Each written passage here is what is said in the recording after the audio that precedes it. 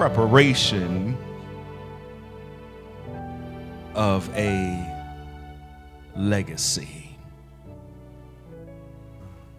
The Bible includes numerous stories about fathers, both positive and negative examples. Notable fathers in the Bible include people like Adam or Noah, Abraham and Isaac, Jacob, and Joseph, the human father of Jesus.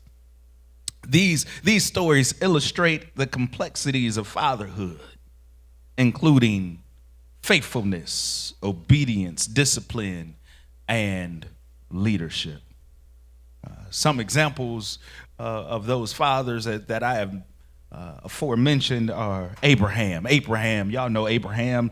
He's known for his unwavering faith, his obedience to God, even when faced with difficult, like sacrifice of his son.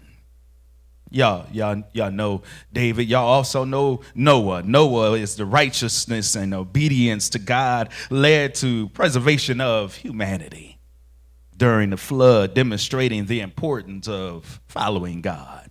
Joseph, the human father of Jesus. He's praised for his faithfulness and obedience to God's instructions, despite having a virgin wife and a pregnant wife. Y'all know some of those people, but there's also some fathers who have some flaws. Adam. Me and First Lady were talking about Adam on the way up here to White Oak Spring Missionary Baptist Church, and Adam, as the first human father, failed to follow God's commandments, resulting in the fall of humanity. Isaac, while a faithful patriarch, was influenced by his wife's desire to favor Jacob over Esau. You got Jacob, though eventually a successful person, a successful father, was known for his deceitful nature and being manipulative. Saul's relationship with his son Jonathan was marked by conflict and tension, highlighting his challenges. His challenges were highlighted as for fathers and sons who have disagreeing matters.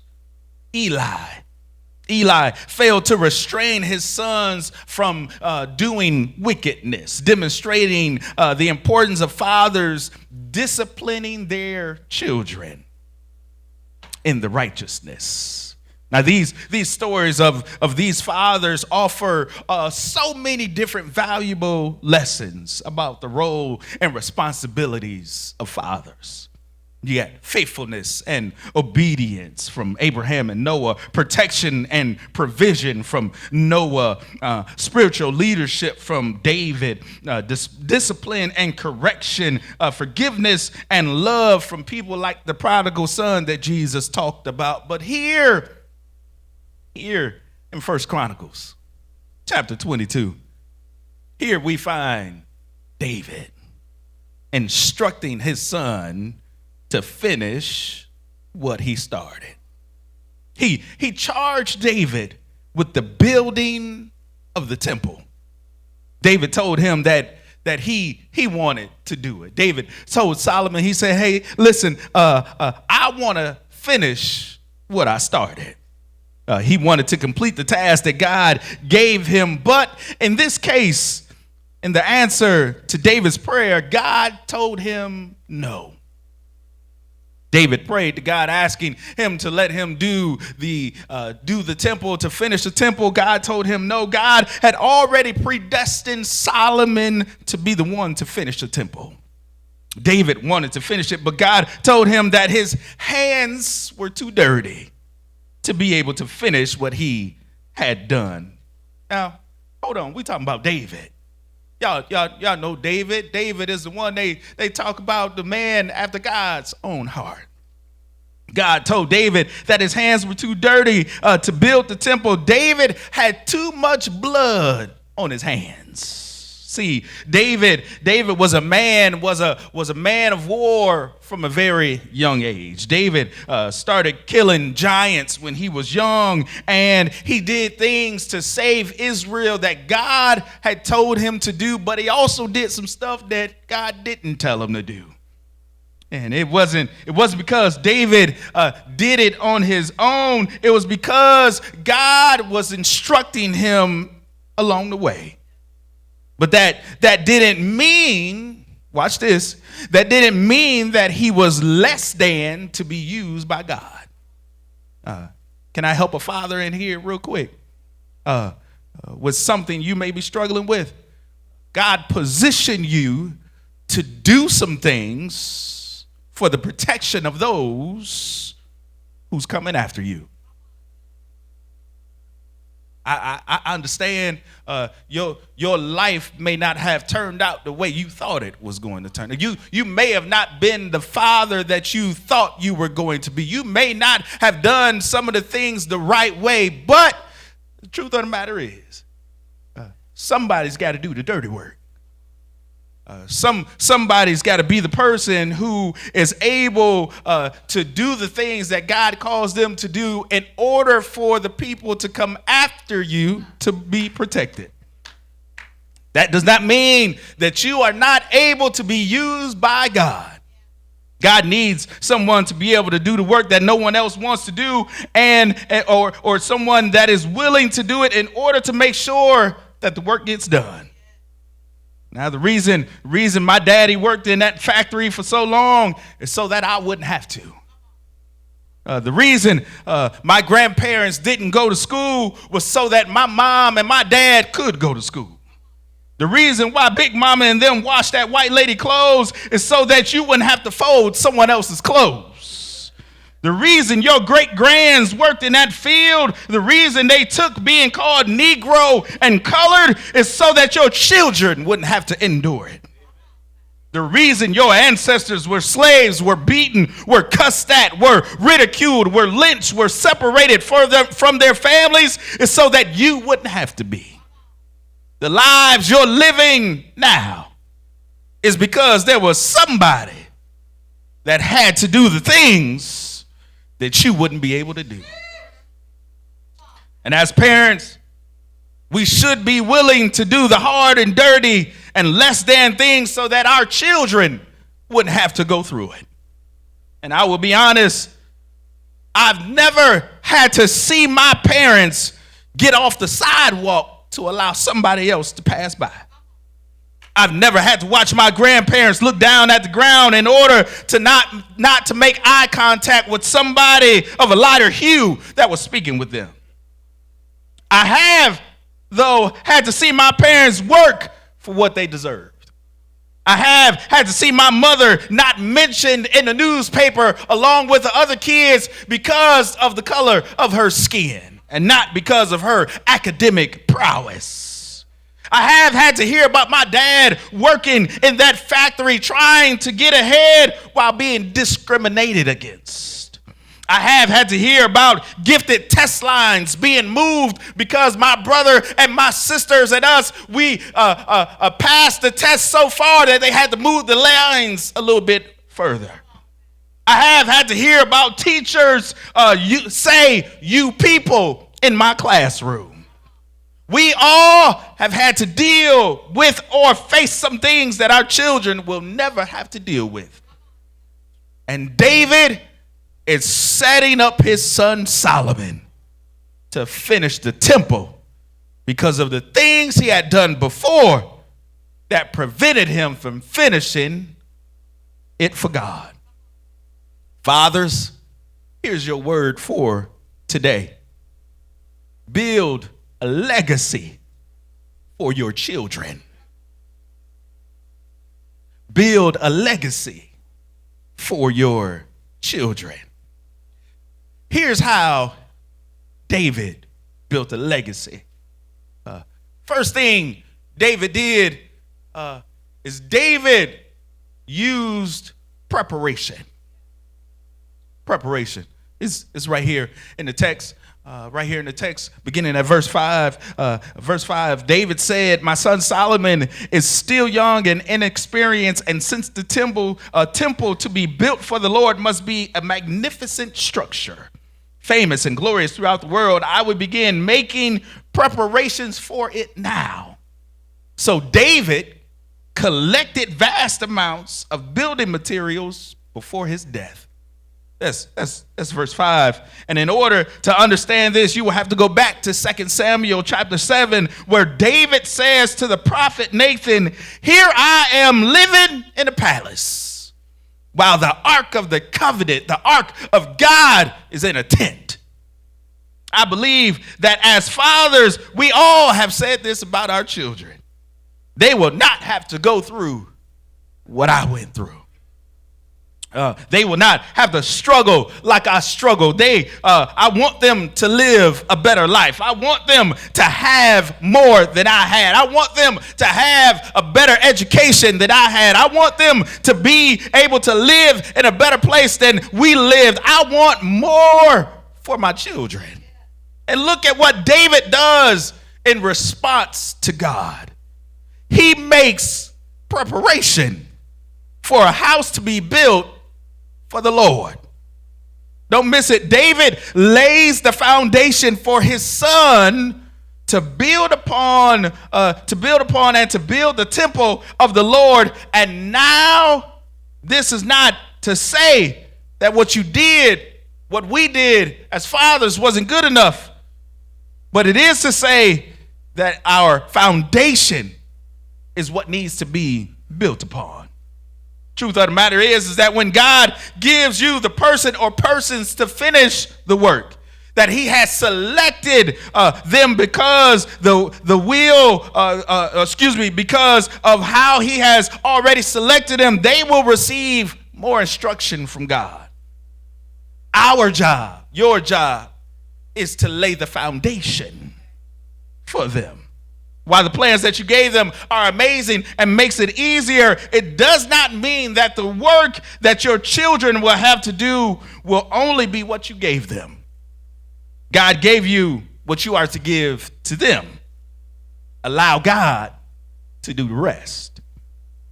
Because if your plans were to end, if your plans were the very end, the end all, be all, he would have had you completed. Our job is to be prepared and lay the foundation.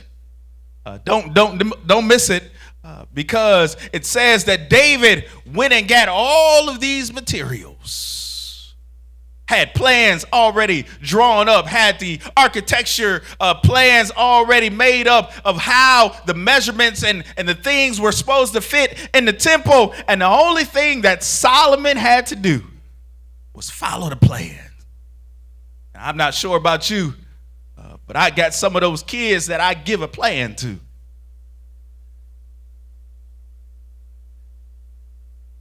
And the plan is pretty much foolproof. And the only reason why I gave them the plan is because they asked me, what should I do? But I'm not sure about you, and maybe I'm just preaching to myself. I got some hard-headed kids. Okay, if you sit next to them, just look straight. Just look straight. I got some hard-headed kids. But the truth of the matter is that the Bible says, train a child up in the way that they should go. It doesn't say that make them stay on that straight line, make them do it the way that you tell them to do it. No, it says train them in the way that they should go. Because when they get older, they're going to have some things they deal with. They're going to have some things that they go through, but they'll remember the training. And when they get older, they won't depart from the training. That's the preparation of The fatherhood. Now, here's the second thing that David does. I'm going to be out your way. Second thing, David charged Solomon. Fathers, hear me. David charged Solomon. It's right here in verses 11 through 13. He basically tells Solomon that you will have great success as you follow the directions in building the temple. Now he goes on to say and pray over Solomon, saying, I pray that God gives you wisdom and understanding, that you obey the law of the Lord your God as you rule over Israel, and for you to be successful if you clearly obey the decrees and regulations that the Lord gave to Israel. He ends it with this. He says, be strong and courageous, and do not be afraid or lose heart. David gave Solomon things to abide by. But David also gave him not only instructions, but he gave him words to live by. Who is David to think that he can give his son instructions? Who does David think that he is? He gave him instructions on how to build the temple when he just told him in verses 6 through 10 that God told him he would not build the temple. That God gave him the plans to build. Children, listen to me good. I was a child once, and I was hard-headed too. But I want you to hear me real good. Stop holding your parents. It's about to get tighter here. Stop holding your parents to things God already forgave them for. I knew it. We can get no amens right there. Children, no matter what age you are, we all have been a child. I'm not sure what season in your life you are in. Stop holding your parents or your father to sins that God has already forgave them for.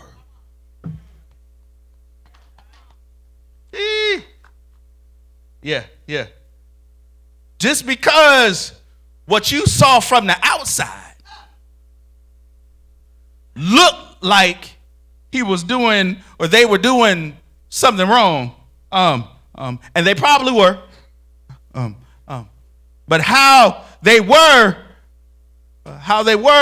or wasn't, how they showed up or didn't show up, you're looking from the outside looking in.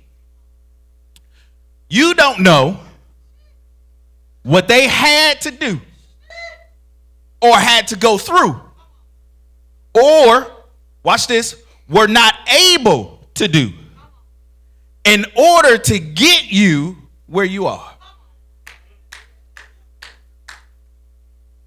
Okay. He wasn't there because God knew if he was, you would not be who you are today.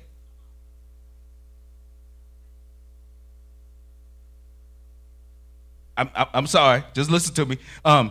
He didn't show up because God knew if he did, you wouldn't be able to depend on him.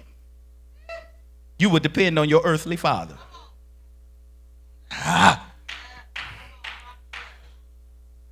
You don't know what he had to do just to get to the place where he could do what he did for you.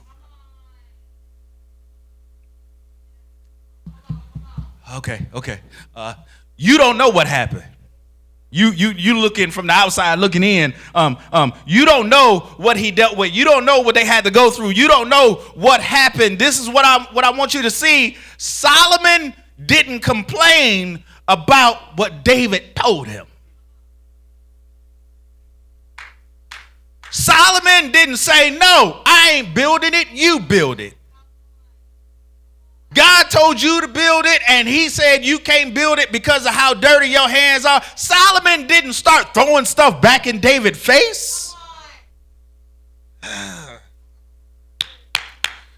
Solomon listened to his father. He didn't do none of those things. David was not able to complete the temple because of his past. But his son, yes, sir, his son who was able, and God had already predestined to finish it, was prepared and being prepared for it now. Because it didn't, because we still sit here and hold people in our lives to their mistakes that they did. Because it didn't benefit us at the moment. When it may have been God using them to do the dirty work so that you could be where you are. Okay, let me help you. Let's go to Matthew chapter 6, verse 14 through 15. If you forgive those who sin against you, your heavenly Father will forgive you. But if you refuse, if you hold on, if you hold a grudge and refuse to forgive others, your Father will not forgive. Okay, y'all Bible readers too. I'm just here to try and help somebody understand. Fathers, prepare the way. Prepare the way. But secondly, make sure you charge your children in the way they should go. Don't leave them just out there hanging to dry. No matter what they said, I understand. Listen, it's okay. You weren't there. You were there. You didn't show up. You did show up. But the truth of the matter is, if you prepare the way, and if you charge your children in the way that they should go and allow God to do the rest, I promise you, sir, I promise you, ma'am, that God will protect and help you. I'm a witness to the fact that even when my father said something, he could have said it softly or loudly. I was moving. One thing my father showed me a long time ago is that if I ever in my life disrespect my mama, I am no longer his son. He will treat me like I'm somebody out in the street because of the charge he has to his wife. If I think I'm big and bad enough to be a man, to talk to another man, I'm going to be treated like a man.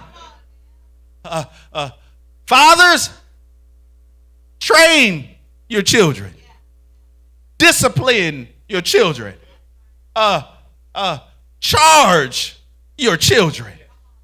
Because the charge is not so that their life will be hard, but the charge is so that they will always follow who God is. Preparation. Charge. Here's the last thing. I'm out your way. Last thing that David does for Solomon is he provides. That's key. He prepared the way. He charged Solomon. But then he provided for Solomon. It's right here in verse 14 through 16.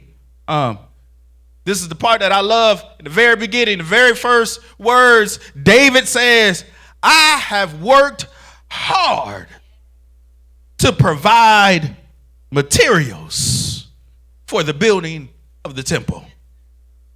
He tells them all the things that he has gotten for the building of the temple. Let's look at what David says. David says he gave David everything he needed to start the work. God gave him, David went and got 4,000 tons of gold. He went and got 40,000 tons of silver. He went and got bronze and iron that was even too much to even be numbered. He went and got timber and stones for the walls. He got him workers of every kind. But it doesn't stop there. Because David goes on for the rest of 1 Chronicles and he starts dividing the help that David needs. Don't miss it. He assigns administration help, people to take notes and to take the bills and things of that nature. He assigns ministerial duties for the temple. He assigns service duties. He assigns financial duties. He assigns artistic duties. He assigns protective duties. He assigns individual duties. And not only does David give preparation for Solomon, not only does he charge Solomon, he also provides all that he needs to build the temple.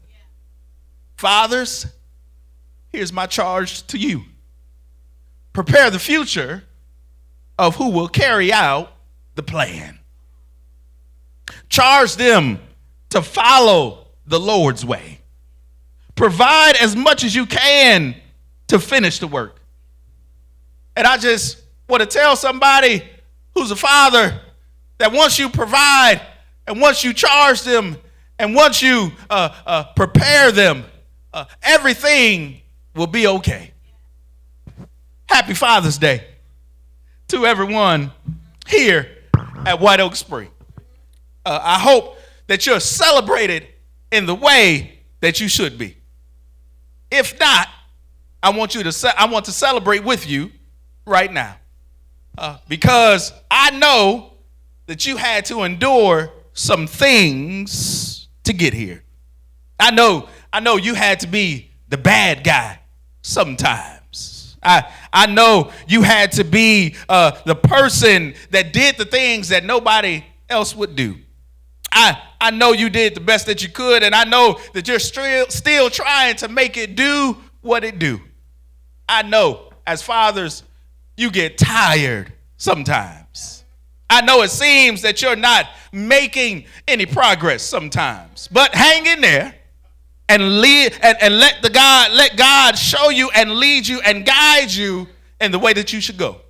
Listen to the voice of the Lord and let him direct your path. I'm reminded of a story of an older man and a son going down a country road. It was a bad snowstorm that they were going through. The father, realizing that he couldn't see, what he decided to do was he decided to pull off to the side of the road, and he saw a farmhouse in the distance with the light on. He tells the son that they have to get to the farmhouse for the night because if they don't, they will probably freeze to death. The father being the older man and the son being in his teens, the father could not carry the son, and the son could not carry the father. But as the father tries to think of a way of how they will get to the farmhouse, the father finds some rope, ties it to himself, and then ties it to the son, leaving some slack so that the boy will have some ability to move. The father says, I will go first and prepare the way. You just follow in my footsteps. And as they start to go through the snow, the father goes in a straight line, headed to the farmhouse. And because he thought it was a straight line, the father starts to get tired. But the son started to pay attention to how the father was moving through the snow. And so the son said to his father, I've been watching you and how you have been moving through the snow. Let me lead the rest of the way. And the son also noticed that when the wind blew in certain places, it made the snow less tall in some places. And so the son started to move in a zigzag pattern. And the father, getting upset at how the boy was moving, was about to say something, but then he looked up and he realized that they had made it to the farmhouse. And after they got in and got warm, the father asked his son, why were you moving the way you were moving? The son told him, I was paying attention to how you moved. I was paying attention to your movement. But I noticed that if I followed the wind, it would let me know where the snow was blowing. And if the wind blew this way, I would walk against the wind because the snow was shorter over there. And And even though you prepared the way, I just took what you did and followed the wind. Well, if that don't help you, I know what will. I'm reminded of another father. A father that charged his son with completing the work. I know a father that provided everything that his son needed. There was some things this son didn't want to do, but the son said, not my will, but thy will be done. And even though the father tried to make things right by starting over and over again, he realized that the only way to save the people is to use my son. So one Friday on a hill called Calvary, God sent his son to die for you and for me. He was crucified on that cross while his father watched him die. He died one Friday, and as he died, he gave up the ghost, and he said, into my father's hands shall I go. And he died, but he didn't stay dead. He died Saturday. He stayed dead Saturday. But I believe that the story says early Sunday morning, he got up with all power from heaven and earth was in his hands. I have to go now. I'm getting a little hungry. And it's Father's Day.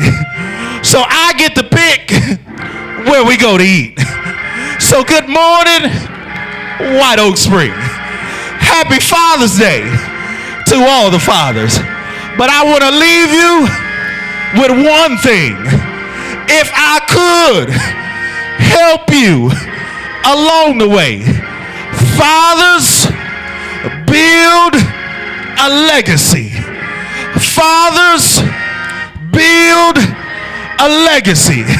What do you mean? Well, let's complete the story of Solomon. Because after David died, the temple took 20 years to be built. But I'm reminded of the story of Solomon, because after David blessed him, after God watched over him, they say that Solomon was the wisest and the richest man in the world. But it's not because of David's sin. It's because of David's faith to God. Good morning. Have a good day. I'm here to encourage all the fathers. It's not about the sin you did. It's about the faith you had. It's not about the stuff you did. It's about the praise you give. It's not about how bad it was, but it's about the grace and the mercy that God has shown you. Look at your neighbor and say, neighbor, it's not about what I did, but it's about the faith I have. Look at your neighbor and say, neighbor, it's not about the sin I did, but it's about how God helped me.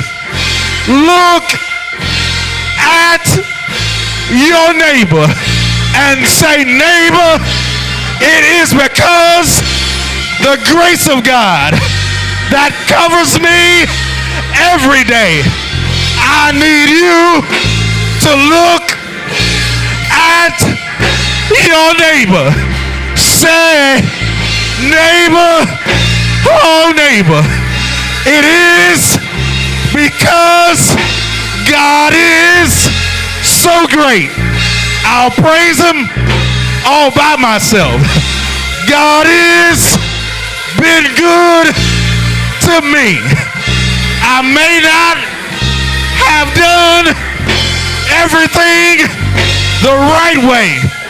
Matter of fact, I may have went the opposite direction, but God turned me around and he showed me what love is. He showed me what grace is. He showed me what mercy is. Good morning. Have a good Father's Day, because you have God's grace and mercy. So now go build a legacy.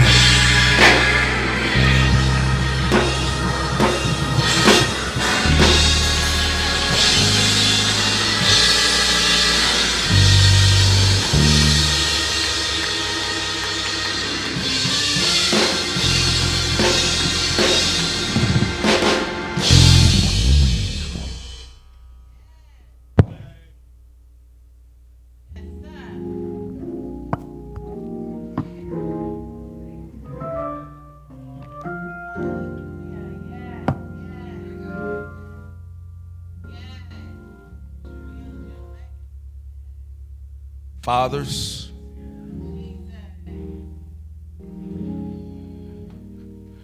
men,